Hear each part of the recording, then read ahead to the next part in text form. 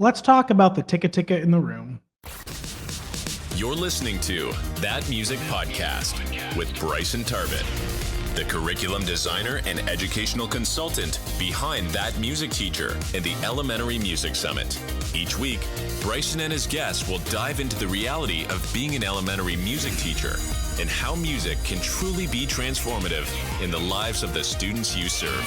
Show notes and resources mentioned in this episode can be found at thatmusicteacher.com.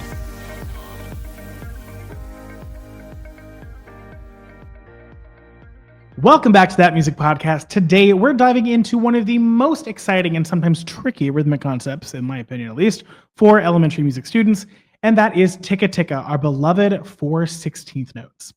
So Tika-Tika opens up a new world of rhythmic complexity, right? That's a fancy way of saying it makes it new, right? We've been stuck in, tas and TTs and things like that. Tika-Tika, it really is interesting. I love using Tika-Tika because that's what my students just light up because it's something really new. And I think that it's a real key stepping stone into a lot of the more advanced rhythms. So we want to do it right. Today, we are going to be talking about my 5 favorite songs to use for Tika-Tika. So I want to be really clear, which is Tika-Tika songs, for whatever reason, they tend to, first of all, they're in the grand scheme of things, there's not a lot of Tika-Tika songs that are widely circulated, right? Like if you want a song for Ta and TT, bajillion, there's so many. But Tika-Tika, there's just not as many, or not as many that are engaging and fun and things like that. And then taking it a step further, unfortunately, a lot of the songs that were used for Tika-Tika for a long time have kind of surfaced on the songs with the questionable past list, where a lot of them are coming from hateful, racist, blackface minstrel show roots. And I think that, first of all, I think there's really no reason to use those songs in your curriculum once you know better, do better. But also, we still have to teach Tika-Tika. So what do we do instead? So I'm going to teach a few of my favorites so that you can give you some new ideas and hopefully be able to kind of start building up the world of Tika-Tika. So some of the songs are exactly how I learned them. One of the songs I kind of tweaked a little bit, and one of the songs is a brand new composed piece that I use that I know I'm a Kodai person showing you a composed song. Don't tell the Kodai police. It's going to be okay. So let's dive right in. All right, before we get any farther, let's make sure we're all on the same page on what a Tika-Tika is. So it's 4 sounds on one beat. Tika-Tika. So 4/16th notes, Tika-Tika. Cool? Sounds good. So this is a really cool jump from quarter note and eighth notes. Like I said earlier, the payoff for students is really huge because it lets them, it kind of unlocks a whole new area of listening for them. And quite frankly, a lot of the things that I'm going to share with you have really cool games that the students really engage with.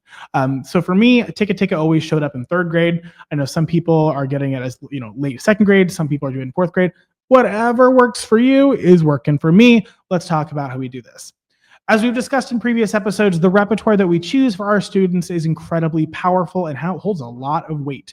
It shapes their musical experience, the understanding of the cultures that we're representing, and whether they see themselves or not in our music. A lot of us grew up with songs like Chicken on a Fence Post, Dinah. Those are all both ones that I've used in my classroom to teach Tika-Tika. Unfortunately, both of these songs are not things that we should be continuing. Both of these songs come from incredibly hateful pasts, and there's no reason that we need to keep them going. So what do we use instead? Let's talk about it. So the first song is Paw Paw Patch, and this is a play party, and honestly, it's one of my favorite play parties. The song originally starts off by going, "Where, oh, where is pretty little Susie?" And I got in a conversation when I was doing Kodai with some of the women that I was doing my levels with, and I was just like, how do we feel about that opening line? Like, I don't know.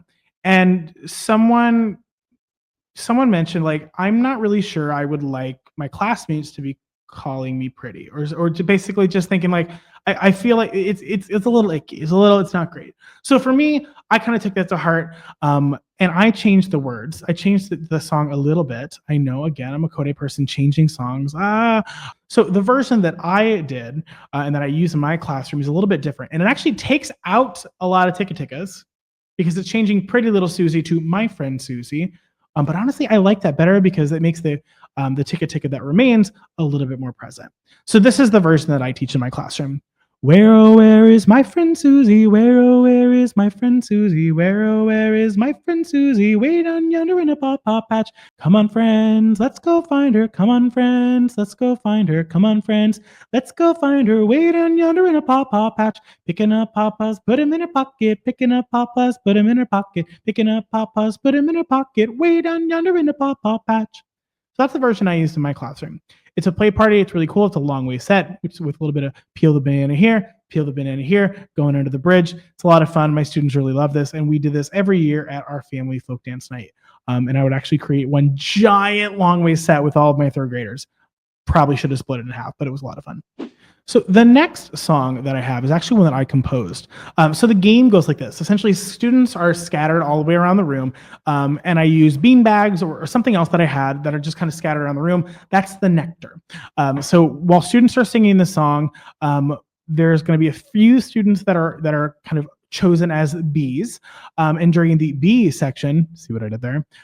They're basically trying to run around the room, grab as many of these as possible. So I would pick like 3 to 5, depending on how big the room was. And everybody else is standing there, being little flowers or I don't know, nature things. So the B section has its body percussion, and I'm going to clap it, but I would actually pat it on my legs. So it goes like this.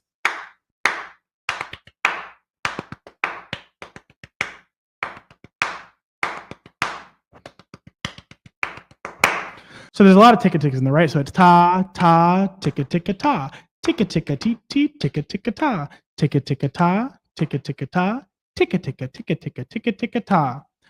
So that's what would be going on when the bees are flying around collecting the nectar. So I would do this A, B, A, right? So the A section goes like this. Flying like a bee and flying all around the bees, make sure our world goes round. Flying like a bee and finding all the flowers, then we all fly home.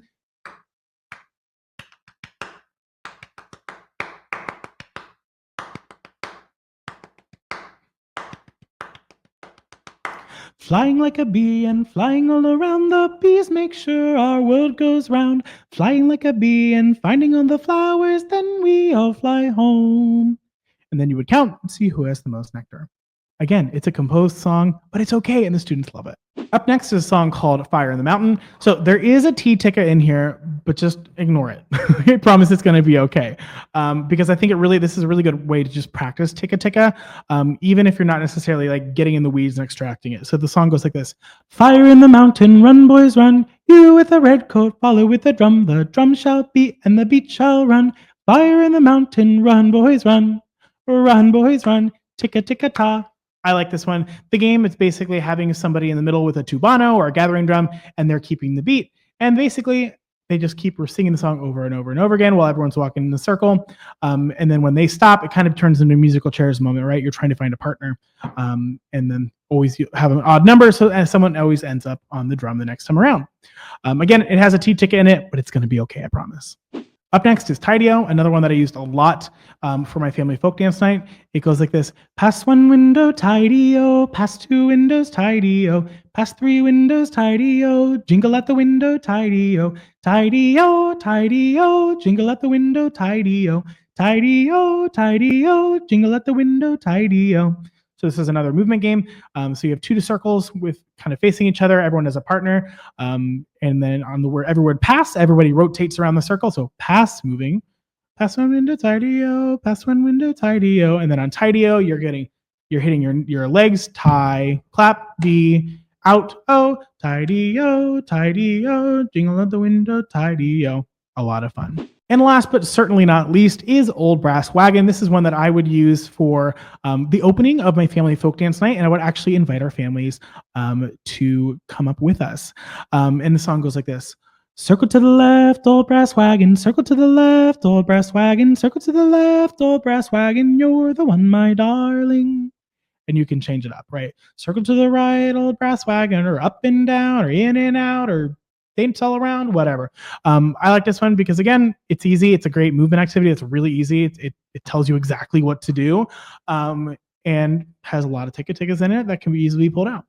So there you have it, my top 5 songs for Tika-Tika, offering a new perspective potentially, or maybe some new ones in there at least, to help you make sure that you are giving Tika-Tika the time it deserves because it's important, but also making sure that we're including things that are worth including in our curriculum. So let's continue to be repertoire detectives. Let's ensure that our curriculum is set up in a way that we have high quality music that ensures that every single one of our students feels heard, seen, and valued in our classroom. And until next time, thank you so much for joining us for this episode of That Music Podcast. And as always, thank you so much for making a difference in the lives of the students that you teach.